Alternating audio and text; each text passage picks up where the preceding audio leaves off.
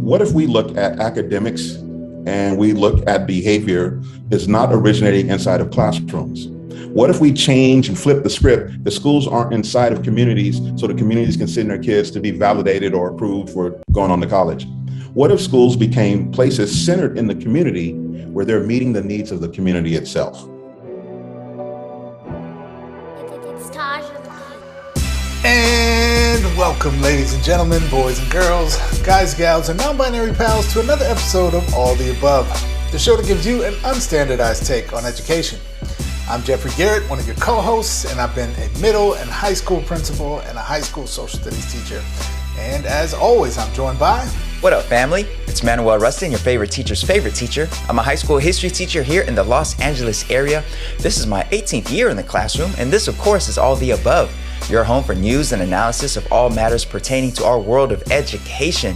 We want to welcome anybody who is joining us, either watching us or listening to the podcast for the very first time. Welcome to the All of the Above family. We hope you appreciate what you hear and what you learn. And as always, you can hit up AOTAshow.com for all the previous episodes with so many super dope guests. And here we are in episode 82 or something like that. That's a lot of guests. That's a lot of really dope people in education. So definitely dig through the crates and be part of those conversations that we've had, because all those issues are ongoing, Jeff. They are ongoing. Jeff, how are you doing? It's mid-November. Thanksgiving's coming up, and booster shots are out there, all that stuff. Are you boosted up yet, Jeff? Oh, I am so boosted, man. Well, I got my third shot back in October. Okay, early October. I was look at that. First in line, man. As soon as they expanded it from, I think initially it was just like, very ill people and very elderly people, kind of a situation. And as soon as they opened it up to, the audience of people who work in schools, I was like, where do I sign up? So, yeah, man, I am 3 shots strong, left arm, feeling like $1 million, okay? 3 shots strong. That could go on a t-shirt or a coffee mug or something. That's all right. 3 shots strong. I like that. Yeah, and you know what, Manuel? This is, funny and not funny, but I guess I would just say, in the words of one of our great athletes, Manuel, I have been immunized. Yes. One of our great athletes. Oh, man, I used to look up to him, man. I used to think he was so dope, but now I'm like, whoa. He's one of those. He's one of those. Let's not get into it here, though, Jeff, man. It's the world of education. Lots of stuff happening, lots of stuff to discuss, lots of conversations to be had, Jeff. So what's on today's agenda? Well, Manuel, as usual, we got a good one for everybody, and super excited for today because we have a great guest coming on with us, and we always have a great guest. Let's be real. Only the dopest guests come here on All the Above. But today we have coming on the show Michael Essien, who is a principal up in San Francisco, and we're going to be digging into some really fascinating conversation, both about just the kind of insanity of being a school leader right now, right, in this post-pandemic, but still in the pandemic world. So we're going to kind of dig into some of that. And Michael is very much known for his innovative leadership work in San Francisco around a whole school approach and a community school-based approach that I think really brings to life a lot of the things that we like to talk about in our field around, reimagining school and transforming education and innovating and that kind of thing. Well, he's been, working at this and leading a school site, attempting to do these things for a number of years, and going to share with us some of his kind of learnings and wisdom and some really powerful reflections about our education system more generally. So it's going to be a great conversation, folks. Lots of wisdom and dopeness in the building. As usual, you definitely don't want to miss it. Yeah, sounds great. Can't wait for that. But up first, folks, we have our Do Now, where we take a look at recent headlines in the world of education. Stay tuned.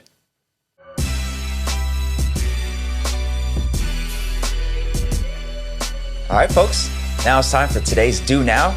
Let's take a look at some news and headlines in the world of education. Jeff, how are we going to do the Do Now today?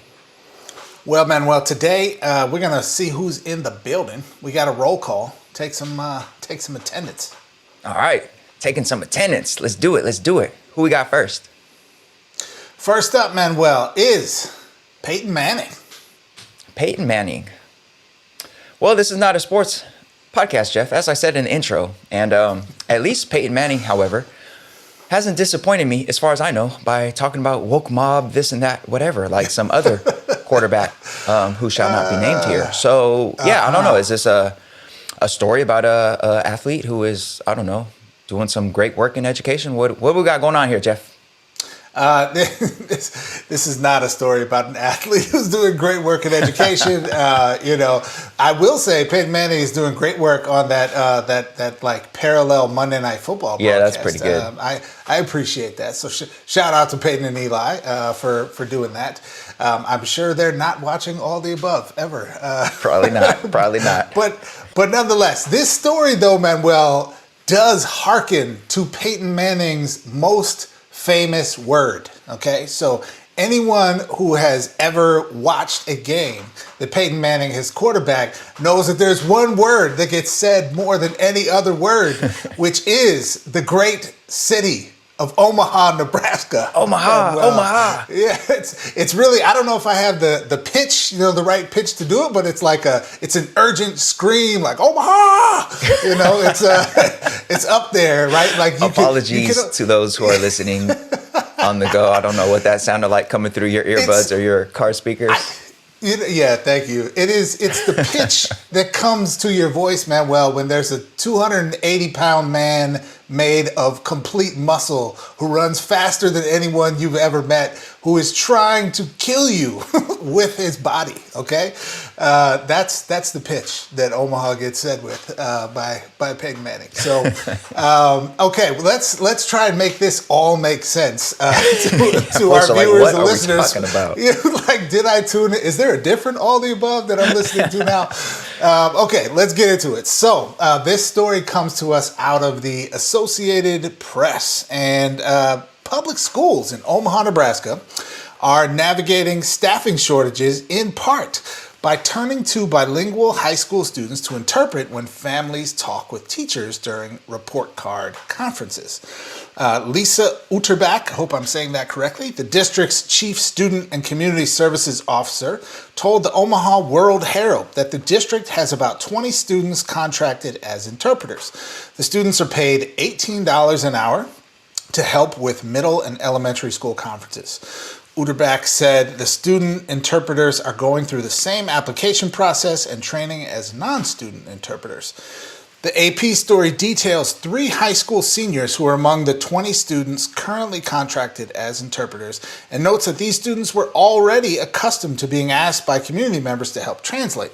Now the district is, of course, paying them for their services. Now, Manuel, we know that kids have been serving as interpreters for parents, particularly if their family speaks a language that's maybe not like Spanish or one of the very common languages other than English spoken across the country. But frankly, even Spanish speakers, this has been happening forever in the United States. But this is really interesting, Manuel, getting kids paid to work as interpreters. So curious to get your thoughts about this.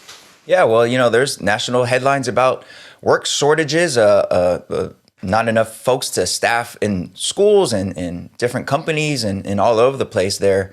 Some people are tossing around the term the great, what is that term that they're using? The great resignation or something like that. So there's shortages here and there across because the pandemic has affected people in a lot of different ways. And in this case, a shortage of school interpreters. I love that the district is being creative and paying students to help serve in those roles to help address this shortage. I love that. I love the idea of creative solutions to ongoing challenges. Now, we've talked on the show about the substitute teacher shortage and how that impacts us. I never really considered or thought about the I guess the reality that there are shortages in other spaces too, besides the teaching space when it comes to our schools. So when it comes to these interpreters, yeah, why not pay the students? And I love that, as you said, students have been doing this informally for their own families and communities for forever. So why not actually compensate them and formalize it? Think about those students. In this story, they talked about 3 seniors in particular who are being paid to interpret for folks for the school district. And, that's something that they could put on their resumes. That's something they could put on their college applications, and they could actually get compensated for doing something that they've been doing before. And Omaha, Nebraska, I don't know how many folks are familiar with the city of Omaha, the biggest city in Nebraska, but yeah, it's quite diverse school system. There's a lot of different languages that are spoken there. The article mentioned that there's a lot of families from various parts of Southeast Asia, and there's a whole host of different languages that the school district is trying to navigate. So why not pay the students, Jeff? I mean, this I think helps reinforce or helps remind people of the fact that these communities that are so often have been spoken about through a deficit lens about how much folks struggle in the poverty and this and that, whatever. It's like, well, actually, there's a lot of wealth there. There's a lot of value within the community. And in this case, these young people who can navigate multiple languages because of their experiences growing up. So yeah, why not tap into that wealth, that value, and compensate them for that? So to me, it's a win-win, Jeff. Yeah, it's definitely a win-win. I 100% agree with that. And I love it also, Manuel, because, certainly as a native English speaker, I don't know personally the experience of, immigrating to a country, learning a new language, especially, being like an adult and having to navigate a big complex government agency in a different language. I had like a very tiny experience as in a study abroad program in college that has given me a lot of empathy for that experience. But I can't even imagine the complexity and the, emotional struggle of that experience as being the rest of your life, right? And so I have spoken, though, with plenty of people who grew up playing that role, right? Who, as kids, were the translator for their parents. And, sometimes those experiences are really challenging because it can present kind of an awkward dynamic between the parent and the child, right? So where the parent is, oftentimes, right, kids look to their parents as like an authority figure or a person who's going to guide them, through something that might make them nervous or might be uncomfortable or uncertain, and they look to them for stability. But it almost sort of flips some of that dynamic on its head, right? It kind of disempowers the adult and empowers the child, and it can be, frankly, disruptive to the kind of family dynamic in some ways, right? And that can have all kinds of other ripple effects, right? That can interfere with relationships and, and those sorts of things. So I think, hey, look, if the reality is there aren't enough people in the system or in the area available to professionally serve as translators, then I love this idea, right? And kids are often asked to do that work unpaid, and I'm not saying that necessarily represented some great historic injustice or anything, but the idea that they can get paid for this is great because it is labor, man. Like anyone who's been in a situation where translators are working, if you watch them work or listen to them work, that is tough, complex, active work. And I think it's great that they are, capitalizing on the talents of students and the skills of students. And honestly, I think it might help avoid some of the weird dynamics that could be created with a parent translating for a child if we actually can bring translation to the table that is outside of that, immediate family unit. And that is sort of a neutral employed party in the equation, right? So, not that this is going to solve all the world's problems or anything, but really interesting idea coming out of Omaha. Maybe other districts, maybe have tried it. I don't know. This is the first I think I'm hearing of it, but it definitely hit me as one of those stories, Manuel, that was like, oh yeah, this is dope. We should probably do more of this. Because also kids need jobs, and it's harder than historically it has been for teenagers to find work. So love it. Props to props to Omaha. Omaha! Yeah, for sure. And, something that I'm thinking about is just how historically students who speak multiple languages, how historically the school system has tried to beat that other language out of them. I'm thinking about the East LA blowouts that our previous guest Roxana Duenas mentioned on our episode. These student walkouts across Boyle Heights and East LA back in the late '60s, and one of the reasons for that was because students were, during that time, teachers were using corporal punishment for students who were speaking Spanish in class. That's one of the many issues there. So we've perhaps in little ways, in certain ways, in different ways in different areas have transitioned from trying to almost literally beat the second language out of the student to compensating them and seeing it as the value that it is, the linguistic capital that they have there. So that's really dope. And I'm sure there's complications here. I'm sure when it comes to like translating for like a IEP or something where there's, various concerns around privacy and all that, I'm sure there's challenges there, but why not have students help with translation services for matters that they can handle? And maybe they're also nurturing a new, I guess, wave of possible interpreters that they could hire. Maybe some of these students go off to college or don't. And in any case, maybe they come back as professional interpreters for the school system or for companies or for whoever. So why not? Why not? Yeah. Well, Jeff, we have another name on a roll call, Jeff. Okay. Who's up? We have a hero, actually. Someone who is going to take pollution down to zero. And that is, of course, yes, Captain Planet.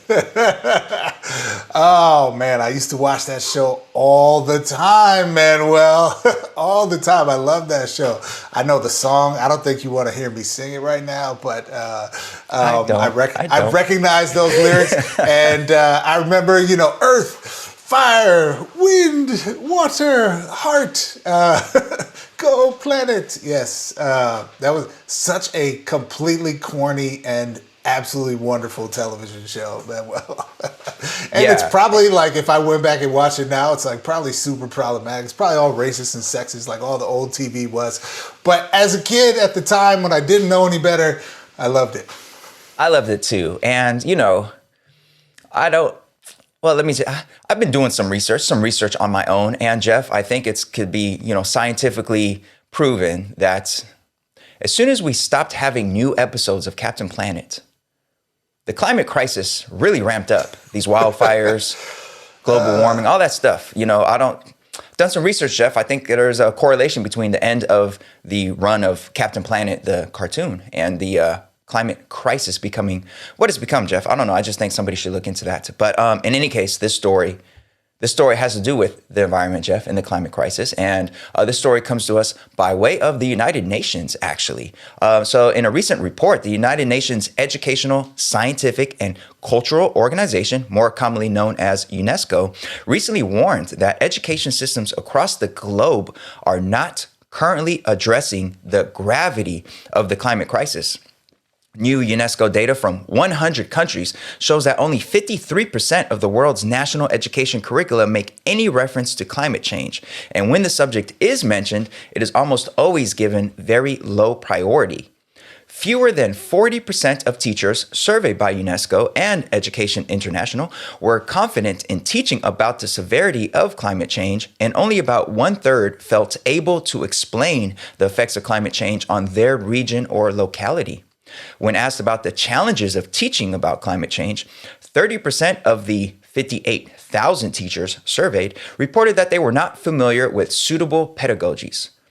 Ahead of the first joint meeting of the Environment and Education Ministers at COP26 in Glasgow in early November, UNESCO decided to organize the event Together for Tomorrow, Education and Climate Action. And this particular part of the climate conference was the first joint meeting of environment and education ministers. And at that particular meeting, UNESCO underscored the need for collaboration between education and environment sectors to successfully integrate climate change in education systems worldwide in every level of schooling. So, Jeff, the kids aren't learning anything. There's no Captain Planet anymore, and nobody's teaching them about the climate crisis. What are your thoughts? Well, I think it is both strangely comforting to read this article in the sense, Manuel, that I'm like, oh, well, at least we're not alone, right? Like, at least we're not the only ones doing a terrible job at this. There's some comfort there, I guess. There's a strange, if depressing, set of comforting feelings that comes from that.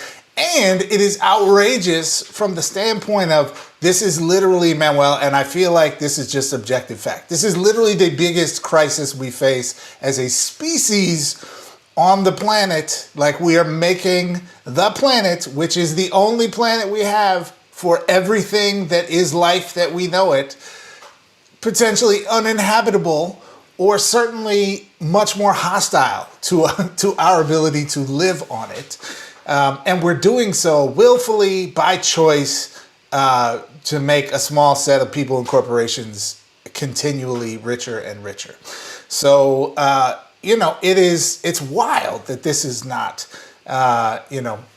officially in the curriculum, literally everywhere, okay? I mean, everywhere. There's not any country on earth that has been spared from the effects of climate change. We are seeing them in both subtle and catastrophic ways, literally everywhere, right? Giant fires in Australia that wiped out, almost the entire natural habitat for koalas. We have flooding and then massive drought and famine in parts of Africa and parts of China. We have fires here in California. We have hurricanes and typhoons of 100-year storms happening every year, right? So even in just the sheer what's happening in life, and shouldn't we be talking about current events in school in some form or another?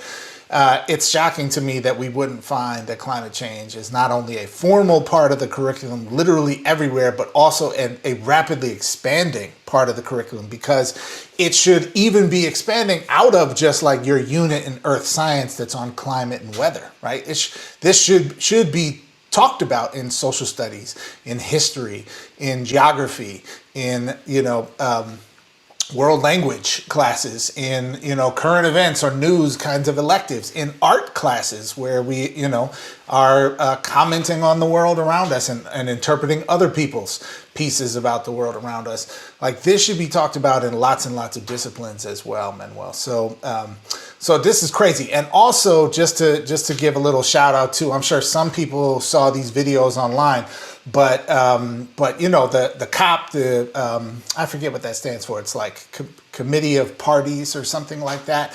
All the big rich countries in the world get together and talk about what they're going to do about climate change, except they're not going to do anything about climate change. So got to give a shout out to like Greta Thunberg and the young people for their massive protests right out front of that meeting, and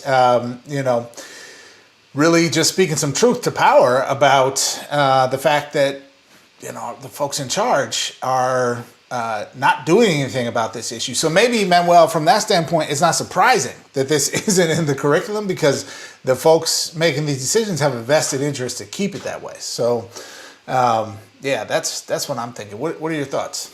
Yeah, I agree with that, Jeff. And individual actions aren't going to be enough to save us from the impending climate doom. So yeah, we do need sort of that all hands on deck global approach to this. And unfortunately, we're not getting much of that because, of course, the folks most responsible for the crisis are very wealthy and very powerful, and they don't want to hear any of that. This is, if there's any topic that like globally in every nation should be like a really robust part of education, it should be the climate crisis.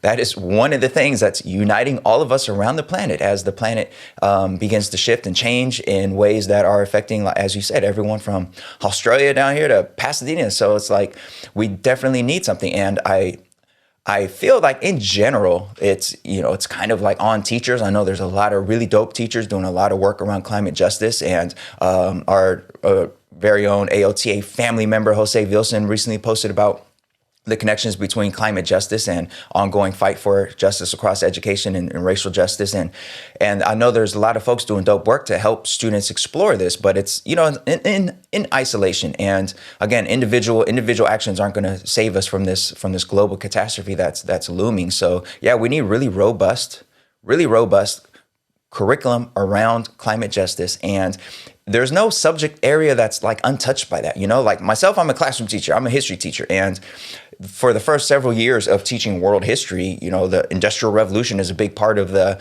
standards for world history out here in California. And, I never really taught it through the lens of the impact that industrialization has had on the environment. And of course, now I don't teach world history now, but, that would probably be the entryway in the main lens through which I would teach about the Industrial Revolution if I were still teaching world history right now. So, I mean, in, mathematics, science, all these different areas, there's so many different ways to address climate change through those areas. So yeah, we need that. And I'm glad UNESCO is pointing out the fact that so many places aren't teaching about it. I don't know if anyone's listening, anyone who has the power to really make it happen in a big way. So it's left to individual teachers in different regions for that. I'm thinking about those, 80s style horror movies where, the family moves into the haunted house, or, the campers are out there.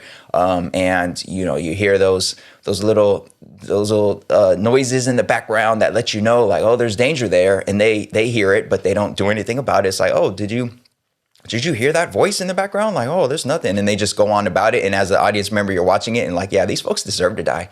All the signs were there, but they kept camping, or they kept moving into that house. Yeah, that's kind of us right now with the climate crisis, man. It's like fires everywhere. I mean, I guess I'm getting a little up there in age, but like, I'm not that old. And I remember, like, as a kid, living in California and fires not being a thing. Like, I remember maybe one fire in the summer that I'd see on the news in some remote part of California, nothing really that big. And now here I am, and it's like forecasted. Like, it's in the weather forecast. Like, okay, next week we got this and that, whatever, fire danger, there's going to be fires. And then boom, there's fires. Like, it has changed so much just in my lifetime that, like, all the signs are around us, yet it's continue on as normal. So we are those folks in those 80s style horror flicks that are like, the signs are everywhere, but oh well. So yeah, dangerous times ahead, Jeff. Yeah, definitely. You're making me think of that. One of those car insurance companies has a commercial with the teens who are let's hide in the shed. They're like, why don't we just get in the moving car? And they're like, or the running car. They're like, that's crazy. Let's go hide behind the chainsaws. I'm like, this is our climate change approach. Let's go hide behind the chainsaws. Yeah. And then pat ourselves on the back for, not accomplishing anything. Yeah, man. We need Captain Planet, or modern, updated, non-problematic. Because again, you're probably right. It probably was problematic if we look back at it. I was thinking about it a little bit though, Manuel. It might have been ahead of its time, because they had like the kids with the rings. I forget what they were even really called, but they had like, I think his name was like Kwame, who was like West African. It was definitely a multicultural cast, for sure. They had the like Russian woman and the like Chinese woman. You are correct. And the like white dude from like, Brooklyn or something like that, right? So it was a mix. And Captain Planet was blue, so I mean, but he was white. I don't know. I mean, he was blue, but he was white. He was definitely white though. That's real talk, man. He was blue white, yes. Yeah. English speaking, heterosexual, cis male white guy who just happened to be blue. So absolutely, all of that. But we need an updated, modernized version of that for in like reality. I don't mean like reboot the show. I mean like we need an actual hero to come down and take pollution down to zero and get all the nastiness out of the ozone and help us balance these things out. But yeah, that's not going to happen. So yeah. All right, folks. From Omaha to Captain Planet. That's your education news roundup for this episode. Stay tuned. Up next, we have our seminar with super dope guest Michael Essien to talk about being a principal during these times and trying to fight for change and bring a humanizing approach to our schools. And you don't want to miss that. That's up next. Stay tuned.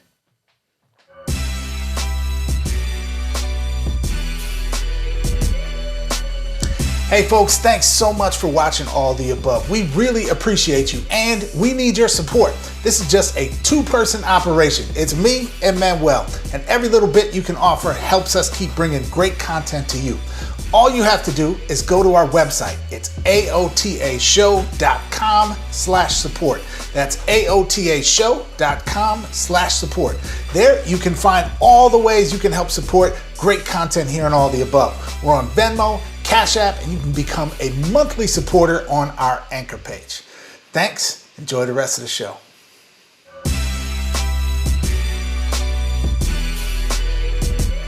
All right, folks, welcome to today's seminar. We are so excited to have you here with us today, and we are just so happy to be welcoming a great guest with us. We have none other than Michael Essien, middle school principal from up in San Francisco, who is here to talk to us about just how intense and crazy and wild this school year has been for school leaders, and a bunch of the really big questions about school leadership in this time where we said we were going to innovate and change and everything was going to be different after the pandemic. And here we are still in the pandemic, and principals and administrators generally have a ton on their shoulders. So welcome, Michael Essien, to All the Above. Thank you, fellas. I appreciate being here. All right. Well, let me tell you a little bit more about our guest. Michael Essien is an educational leader with approximately 3 decades of public education experience working in Oakland and San Francisco Unified School Districts. Currently, he is a middle school principal in the San Francisco Bay Area. He received his master's from UC Berkeley's Principal Leadership Institute with a focus on equity and social justice. Michael completed the National Institute of School Leadership Executive Development Program, has been a National Equity Project Fellow and a Stanford Fellow. He believes deeply in community schools, project-based learning, restorative practices, and strategic thinking.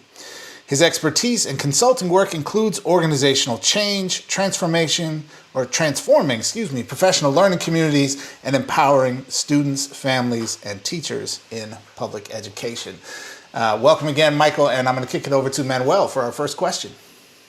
Yeah, we got some principal dopeness, some middle school dopeness in the building. Thank you so much, Michael, for being here on All of the Above. We know this year must have been, or must continue to be, so busy for you. So we very much appreciate you taking the time out to be here to chat with us and discuss some of your experiences this year as an administrator. Now, as a school leader in San Francisco, you've become known for your work around the whole school approach, which is about creating humanizing spaces in our schools for our students. And we'd like to know a little bit more about that approach and what that looks like, and in particular, what's missing from the traditional school culture and school models that we have out there. Okay, great question. So lean in first, around the whole school approach. The whole school approach is a systemic thinking. So when you tend to think at some of the data that we're getting out, the longitudinal data around kids inside of public education, people are trying to find, like, if we use this one particular strategy, or if we change this one particular thing, but the data that we know is coming from multiple experiences from our community. The things that are happening inside our community are impacting outcomes inside of our school.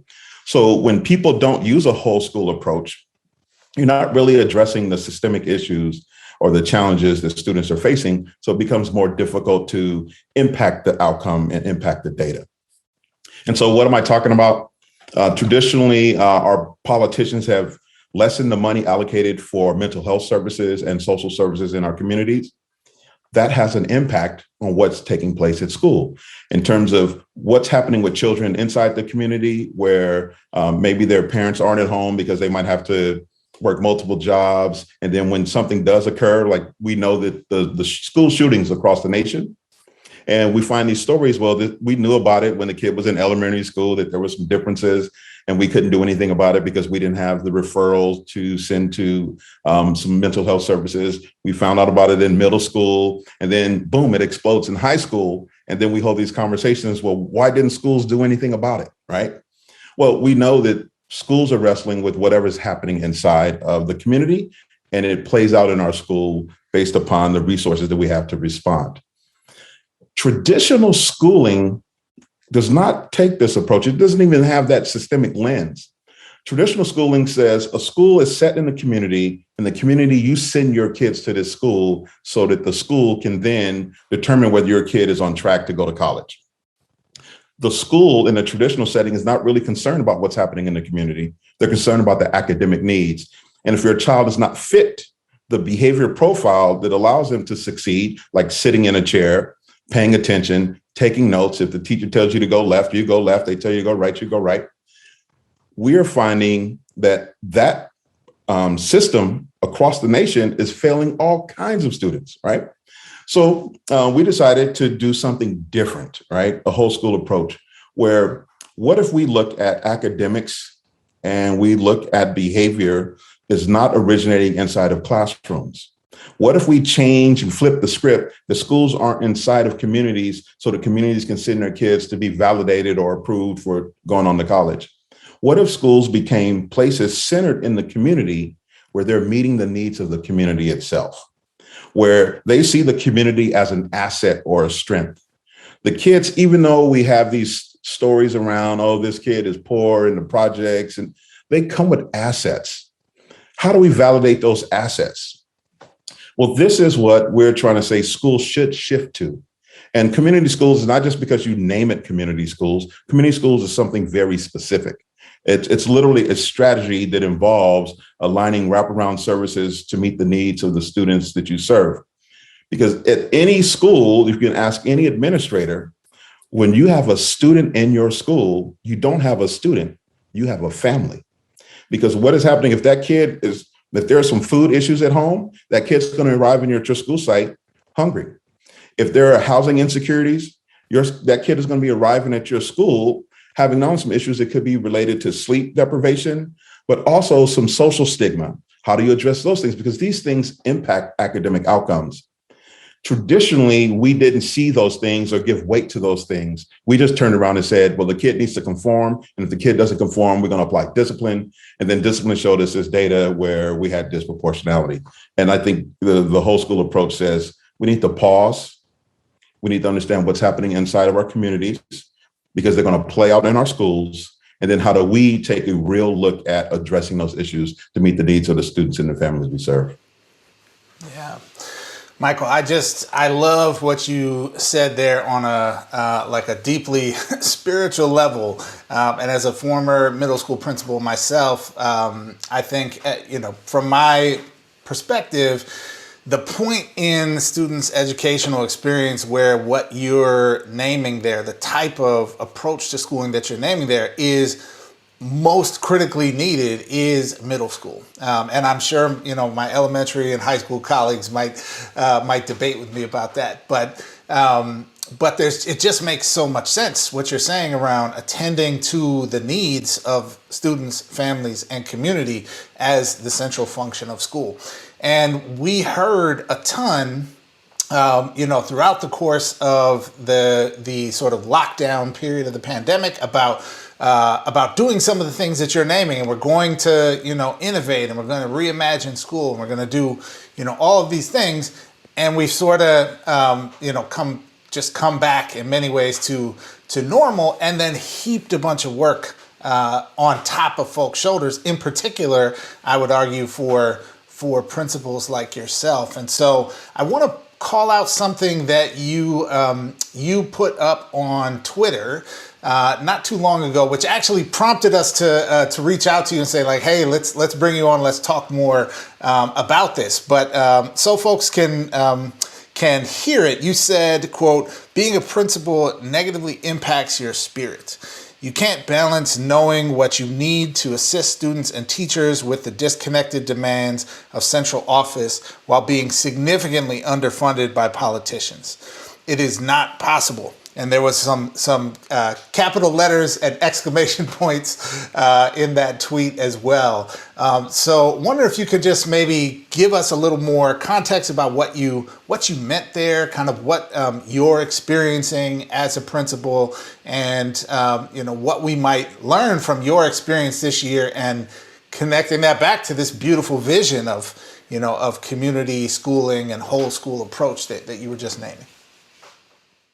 So I want to give you, I'm not new to this game. So when I say I'm not new to this game, I've been in education in Oakland and San Francisco like for 3 decades.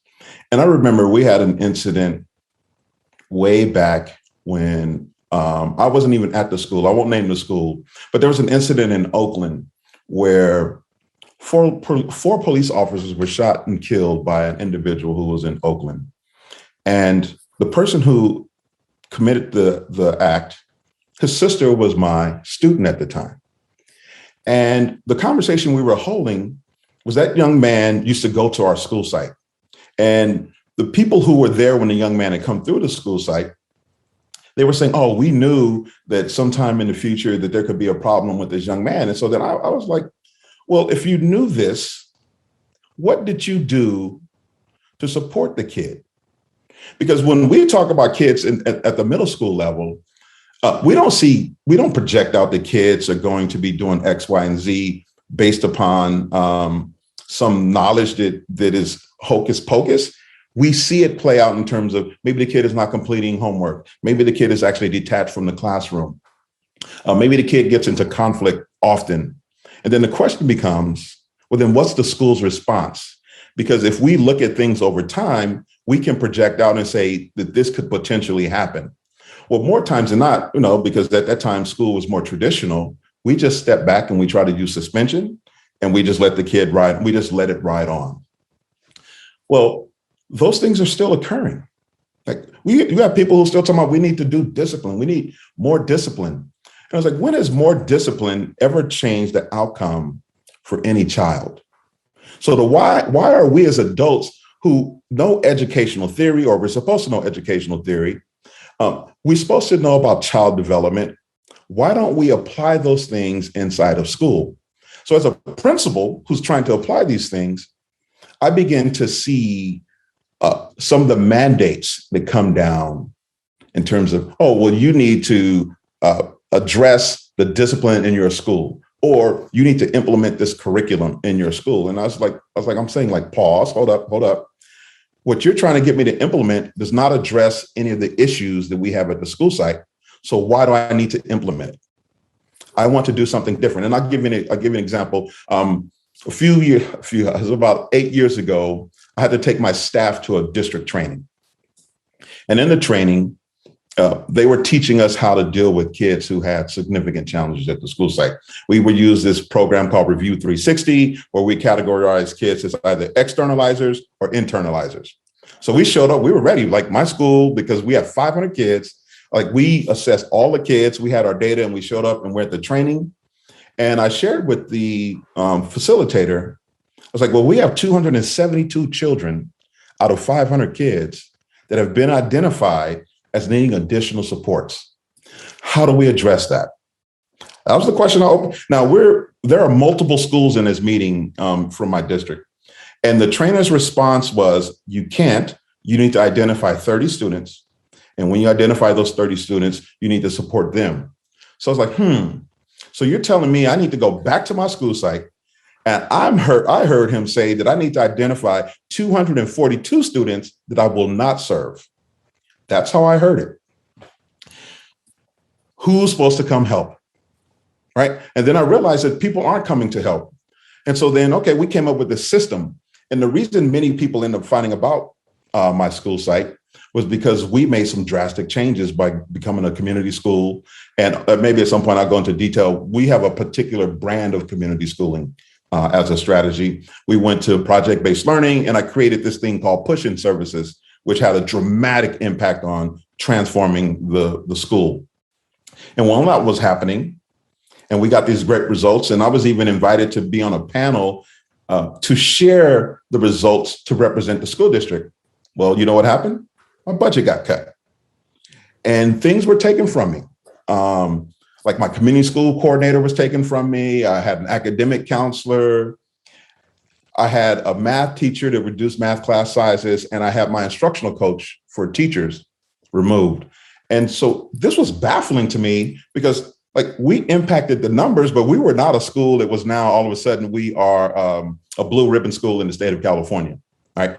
We just began to impact the downward spiral for our children. It's like, well, how do you justify that? Like, somebody in central office came up with this strategy around classifying schools based upon tiers. And I was like, look, like, that's fine and dandy. You see the data, you know where my school is located. Those conditions have not changed. Why are you undercutting me? Well, that was happening. Thinking about our school site, there was something unique about my school site in the district. We were the #1 referring school in all of the district, the entire district. And I share with people, you can go look it up. The year before I was hired, there was an article written by ABC News that approximately 150 phone calls were made to the police in the preceding year to come to the school site. Like, that's the conditions that were happening at the school, right? And I was hired to come in to try to fix all of that. And so we had come up with a strategy, and then we weren't supported when that strategy was working. And when I say supported, I mean, it wasn't like they were trying to not support us, but when you came up with a strategy around classifying schools around tiers, when we couldn't appeal, losing 4 staff members at a school site like my school was just, it's unbelievable. And of course, I got angry. And I don't mind being angry when it comes to defending the students and the families and the teachers that I serve. And I would just say one other thing that impacted me. Like, I'm working with these teachers, and my teachers are amazing.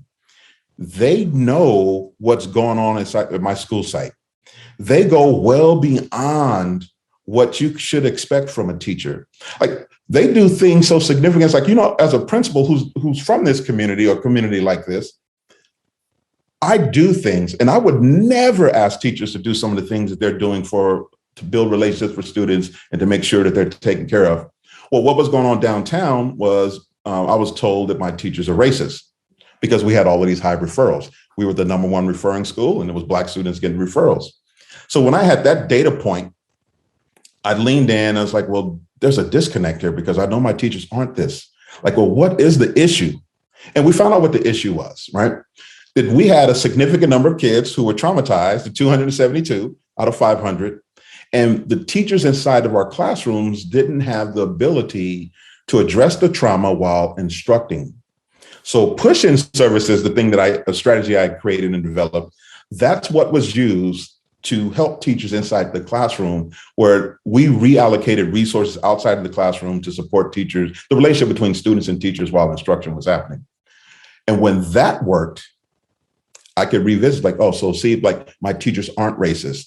Like, the way we train them, the way we use resources, it directly impacts outcomes, not only for teachers, but also for the students and families we serve. And when I'm finding the feedback coming to us is more general, like, your teachers are racist. Like, well, we need these supports. Well, we can't support you in that way. We can only give you this. Well, if you can only give me that, but I need this, then why are you trying to hold me accountable for stuff, right?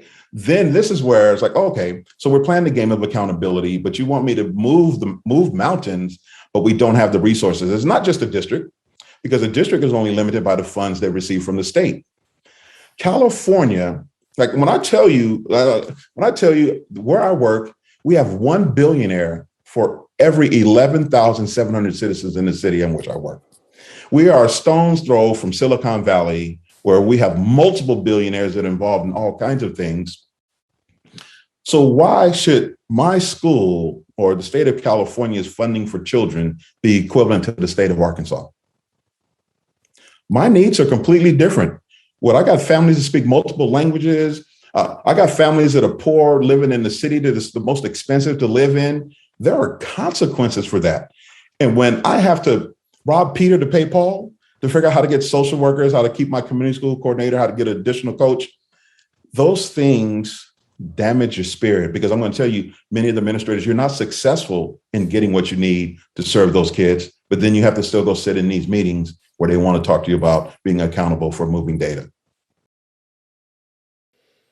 Man, that's fascinating. And several thoughts pop into my head right now, but one of them is that the folks down at the district must really love you, because sounds like you don't let them get away with the common tactics that we see within the system in terms of undermining schools like yours and leaders like you who have the data and have the ideas and have the passion and the commitment, but yet they put you in impossible circumstances sometimes in terms of the resources being taken away and all that you just explained there. Thank you very much for painting that picture for us. And that's all ongoing, I'm sure. But then we also have an added layer. It's about roughly a year or so since we started hearing whispers of this very dangerous boogeyman out there. You may have heard of this boogeyman. He goes by the name of CRT, or critical race theory. And over the last year, we've seen a ramping up of the political extremism around this idea of critical race theory and what it means, and it's captured the imagination of white supremacists and the Republican Party and folks all around. And we're wondering, you working in San Francisco Unified, how has this talking point of critical race theory, how has it materialized in your work? And from your view, what is the role of critical race theory in our schools? So we're fortunate to be in the state of California, where the state superintendent and the governor are on the same page when it comes to some big ideas. So my state superintendent, Tony Thurmond, is leading the charge around like Black studies, ethnic studies, LGBTQIA plus studies, Jewish studies, Islamic studies. Like, these are things we're trying to address. Notions of homophobia, right? Xenophobia. Like, these aren't just something they're not just things that are to the side. It's at the forefront. These are actually talking points of our state superintendent. And the governor in the beginning of October just signed into legislation where in 2025-26 school year, ethnic studies is going to be a requirement for graduation in the state of California. So we're not part of that general conversation that's occurring across the nation around CRT is bad and we need to ban it. But that doesn't mean that we don't have people inside the state who are against it. When you start thinking about what the state superintendent and the governor signed into law, they're doing these things because they're responding to needs inside of our schools. So we are fortunate in that sense that we're not really fighting that. I even had a few critical race theory courses in which I taught, where educators throughout the state of California, a matter of fact, it was not just the state of California, there were some people from Canada too, and across the nation, where people were looking for answers and trying to figure out, well, what is this boogie monster critical race theory? And it's not really a boogie monster. It's going back to my thing where I said we do a whole school approach. We're looking at the system. Critical race theory is a systemic lens, how you look at the system of America, how America came into existence, and why there are these discrepancies in resources, why communities are segregated, right? That's what critical race theory, it takes a look at that, and it shows how the laws were used to solidify this segregation. That's not a boogie monster. And I'm going to give a shout out to Professor Dora Dome, attorney at law. I got introduced to critical race theory when I was in graduate school. She was my professor. And this is something that you tend to encounter at graduate school. At my school site, we don't teach any critical race theory courses. But what we do at my school site is we hold real conversations. My teachers do assignments where I know there was assignment around DACA. We do project-based learning. So there's an assignment around DACA where kids were actually tracing their own lineage and roots and how they got to America, or matter of fact, not even America, how they got to the school in San Francisco, right? Because some of us, I'm not from outside of America, but my family traveled through Arkansas, then to Los Angeles, right? And now I'm in the Bay Area. There's a story there. We have kids explore their own existence. And this is at the core of what the problem is around critical race theory across the nation. Critical race theory is causing people to understand their current condition. And what we're seeing now is a backlash from white people who don't want to face the fact that when you look at critical race theory, that you didn't necessarily pull yourself up by your bootstraps to get where you are, that there were some advantages. And that's not a bad thing about you on you, but you can't then say that I can't share that with other people, because then people need to understand that there's nothing wrong with you in a segregated community where you don't necessarily have resources. There's a reason why, and let's share that reason. The response to critical race theory we've seen across the nation is they don't want people to know the reasoning. And once that's the problem, because you have people who, for lack of a better word, they're just racist, right? And they want to justify saying that people of color, students of color, are inferior, that they aren't as intelligent as white people. We've never addressed that. Like, that is a theory inside of education. And it might be connected to why we're underfunded and why we don't want to integrate schools, because we don't want those poor, bad kids who think different to be connected to these other kids who are pristine and wonderful and who are going to change the world. CRT exposes all of that. And that's why there's a backlash. But we're not necessarily facing that at California at the highest levels. They're saying that we can lean into a lot of this stuff. And I'm grateful for that. Yeah. Absolutely. I'm grateful for that as well myself. And actually, just on our most recent episode, a couple of weeks ago, we had on an amazing ethnic studies teacher here in Los Angeles, Roxana Duenas, who's been a part of leading the work of LA Unified, actually being out front of the state mandate and going to have ethnic studies as a graduation requirement in the nation's second largest school district as of the 23-24 school year. So lots of great momentum, thankfully, here in California on that front.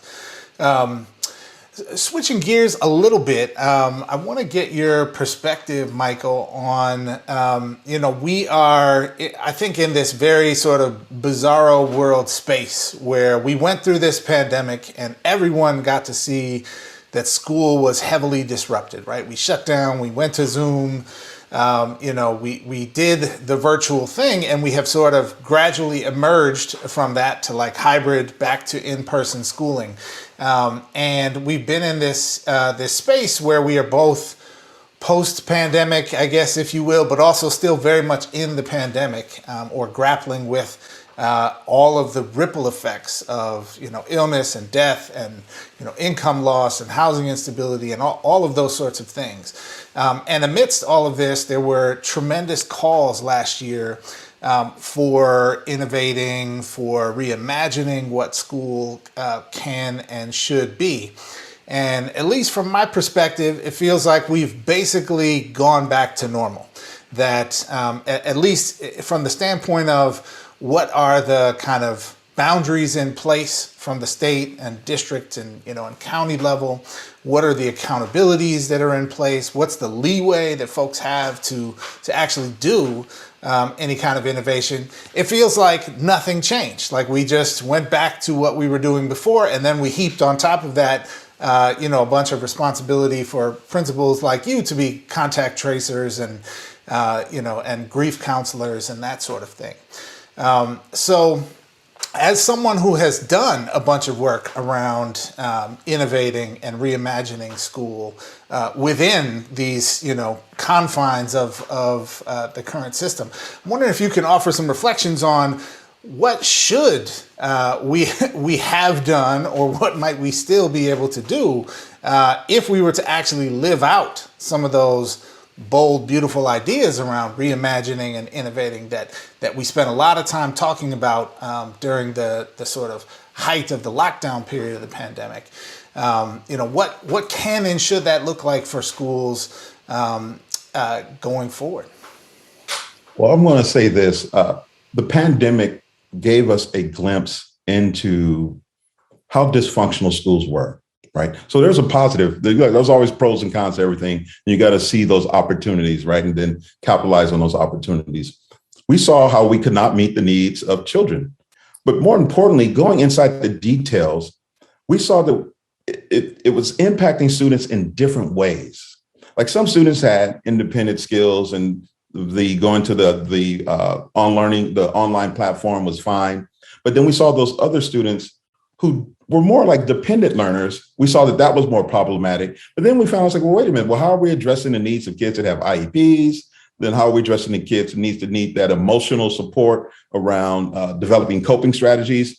And this is where we began to generate these ideas. Well, we need to rethink school, right? So it wasn't, there were people who were thinking this way prior to the pandemic, but when the pandemic hit, now everybody knew.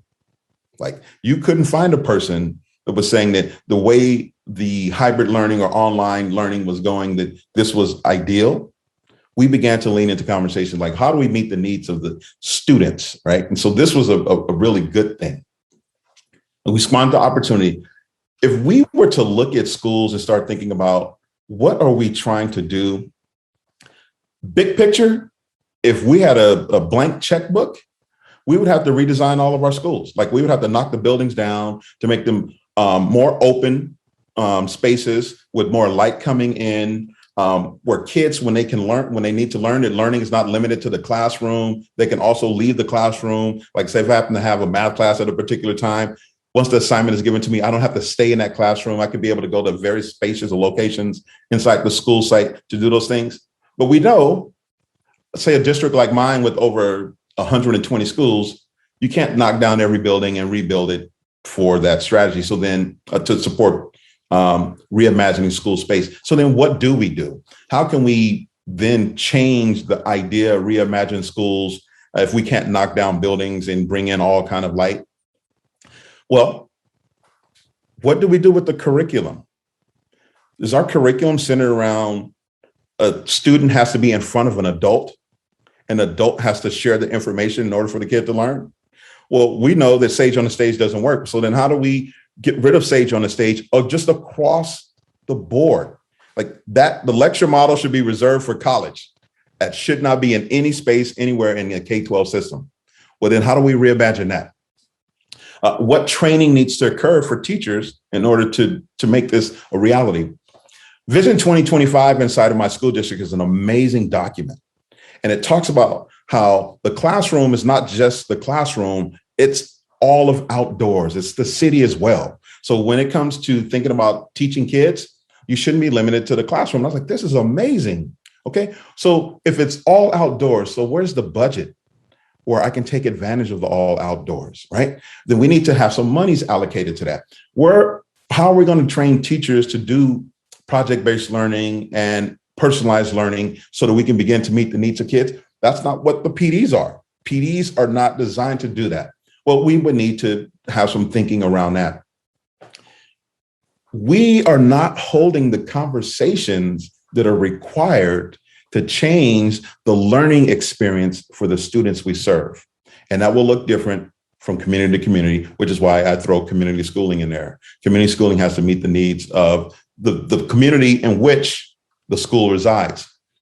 If we begin to lean into those types of conversations, I think from those conversations, we can innovate and find schools that will benefit the community. And schools might look different from community to community based upon the needs, but we have to hold those conversations where I think it's the Stanford School of Design with their design thinking, but I also know when I went through the NISL program, when we started looking at Ford Motor Company and how they re-innovated themselves, they recreated some things and then came up with a model to save themselves. We need to go from customer to concept. Customer to concept. The way we do school now, we're not even thinking about our students. We are holding general conversations. Oh, a marginalized student. Well, who are you talking about? Oh, marginalized student is just a general term, which means there's a student that we didn't educate, and at some point we assessed them, and then we now call them marginalized. The same system that didn't educate them, marginalized them, and then gave them a label. But then who are we talking about? We're talking about kids that can't read. So then what are the reading programs, right? If kids can't do math, so then how are we addressing that?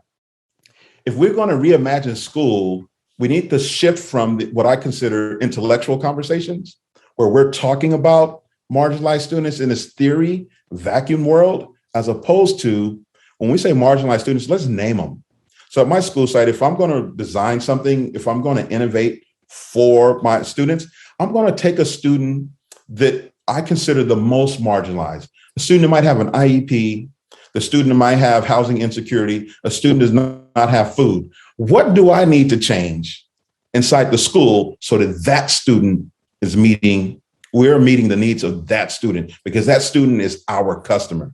And if I can meet that student needs, I know the needs of all the other students can be addressed, because when you design schools to meet the needs, when you start thinking about the customer, the student as a learner, the student as a family, then you can begin to say, I think this is what schools should look like. But we have to lean in and get into these conversations so we can gain insight. And from those insights, we need to have those parents at the table. We need to have people from the central office at the table. We need to have our teachers and students at the table so we can innovate to design a school to meet those needs. Because if not, you'll just have my opinion around what schools should be. And my opinion is not what the community needs. It's the community that needs to tell us what we need to design to meet their students and family needs. Yeah. Yeah. So appreciate those words. And, you started your response talking about, a district like yours that has hundreds of big expensive buildings to, that you can't just knock down and replace, or certainly can't do that, at the drop of a hat. And there are plenty of structures within education that are not physical, right? That are matters of policy or matters of just culture and habit that we take on as educators that may be equally difficult to break down, but could be actually done so and remade without without having to get billions and billions of dollars to replace buildings. So. Michael Essien, we are deeply appreciative of your time today. Really appreciate you coming here to All the Above to share your voice and perspective and wisdom on all these big, important issues that certainly sit in the laps of school leaders across the country and that have just wide-ranging impact on educators generally and, of course, the kids and families that we serve. So thank you so much for being here today. Thank you. I appreciate the opportunity to share my experiences. All right. Well, folks, that's it for today's seminar. Stay tuned. Next up is our class dismissed.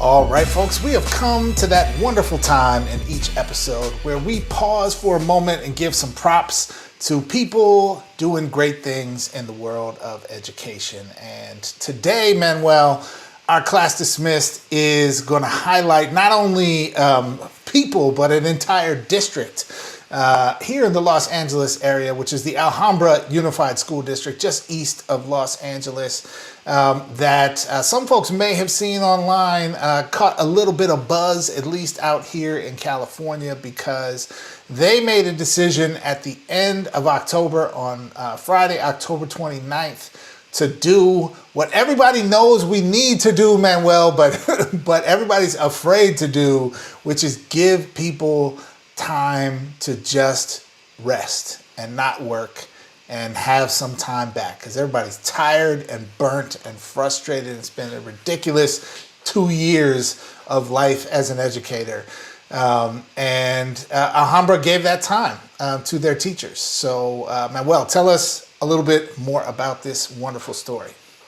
Yeah, so first of all, I just want to point out that Jeff, we did some fact checking, because this was one of those things where we saw it floating around the internet, we saw it floating around social media. This like the same image of this letter sent by the superintendent of Alhambra Unified to their staff, and part of me was like, is this real? Because you see a lot of photoshopped stuff and a lot of things that go viral before they anyone actually looks into whether or not that actually happened. So. Yeah, we here at All of the Above double checked and triple checked, and we can verify that the image you might have seen floating around social media of that letter to the staff, teachers of Alhambra Unified, is in fact real. And yes, so they had a pupil-free day for professional development. They had it scheduled for October 29th. And for those who might not be familiar, that's where all the students don't come to school and the staff do come to school and have a full day of professional development. And myself, as a teacher who is not in Alhambra Unified, we've had 2 of those days so far. I think 2, has it been 2?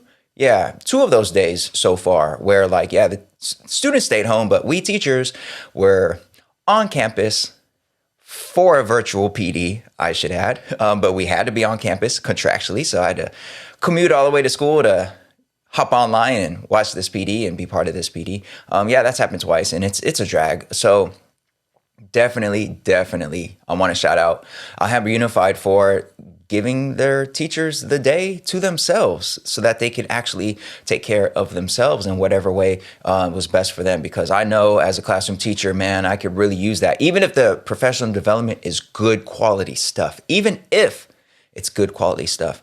A whole day of that when you're already just trying to make it. Like this school year has been so incredibly difficult. It's definitely for myself been so incredibly challenging. Yeah, just a day to actually like recoup versus like having to be online and go through PD, even if it's good PD. Yeah, man, I wish. And in the letter to teachers, the superintendent Denise Hadamio, she wrote that my one request, please make the day about you. Create a vision of a dream day. Don't do chores or work. Instead, take a walk, sleep in, plant a few seeds. Just do what you got to do. Man, I appreciate that. Because you know how teachers be, Jeff, like, oh, I have this day. Okay, cool. I could catch up on my grades that day, or I could catch up on this, or I could plan these lessons. And she was like, nah, don't do that.